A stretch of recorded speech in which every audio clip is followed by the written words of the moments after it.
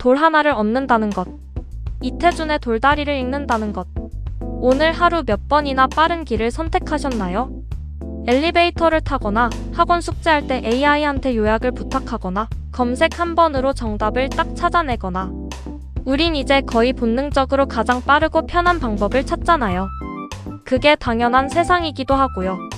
그런데 이따금 이런 생각 안 들어요?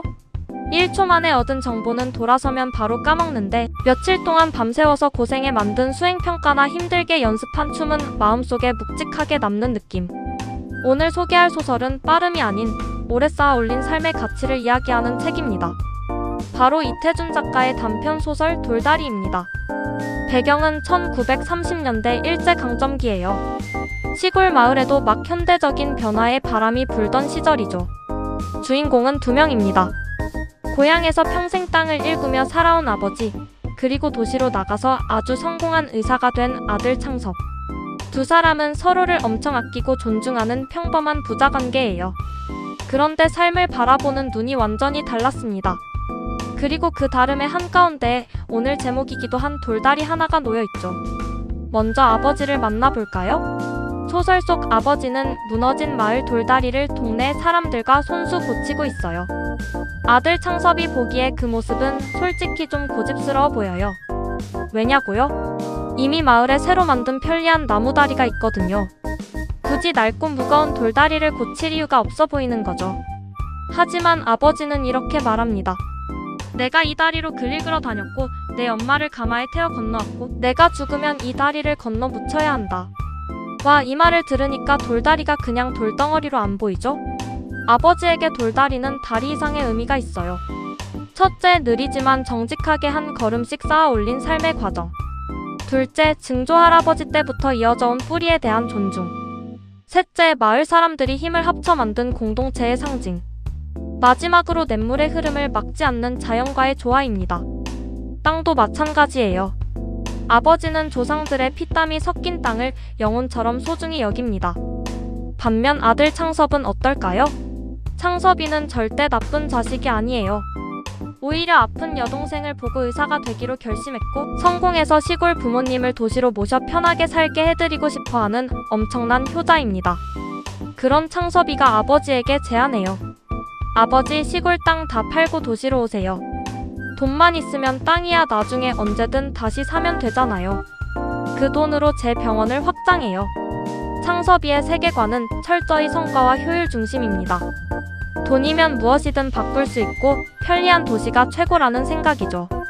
요즘 우리 모습이랑 정말 많이 닮아있지 않나요? 결국 아버지는 땅을 팔지 않겠다고 거절하고 창섭이는 아버지의 깊은 뜻을 이해하면서도 자신의 길을 가기 위해 씁쓸하게 도시로 돌아갑니다. 소설은 이를 결별의 심사, 즉 서로의 삶을 존중하지만 어쩔 수 없이 갈라지는 아쉬운 이별로 표현해요. 자, 그럼 90년 전 소설을 왜 요즘 우리 중학생들이 읽어야 할까요? 창섭이가 했던 말 기억하나요? 돈만 있으면 땅은 언제든 살 수 있다.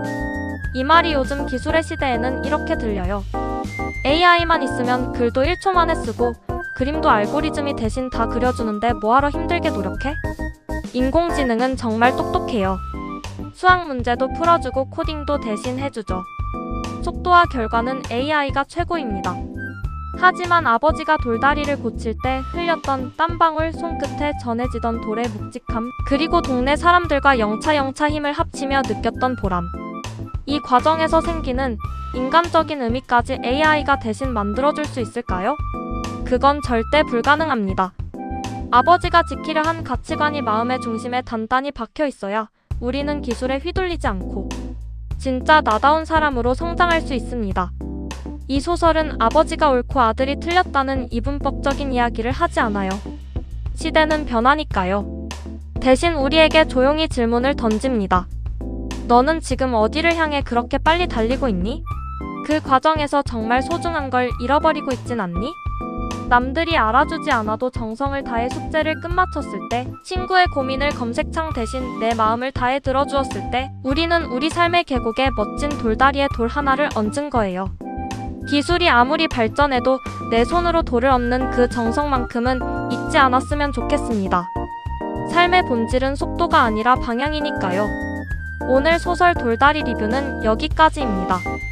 여러분은 오늘 여러분의 삶에 어떤 돌 하나를 얹으셨나요? 댓글로 들려주세요. 돌다리에 대한 자세한 해설을 원하시면 화면 밑에 크몽 링크로 들어가 보세요. 그럼 다음 영상에서 만나요. 안녕!